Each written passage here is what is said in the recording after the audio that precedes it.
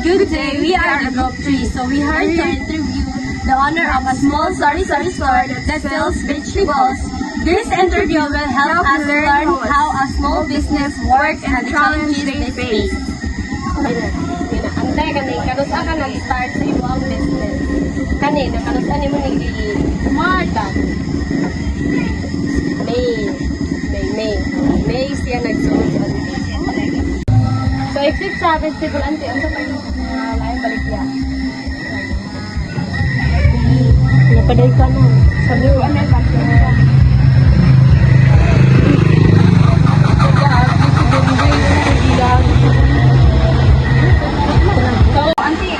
Ang mga problema sa once na business na Ay dakuhan ngay lang ginawa ka na.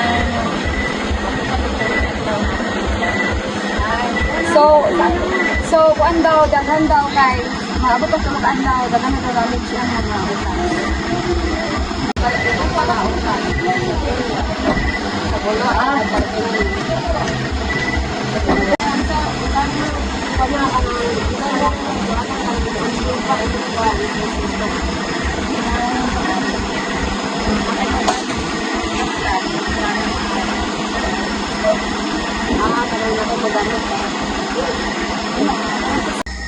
Salamat kay Ampay sa mga bigayin nga para sa interview.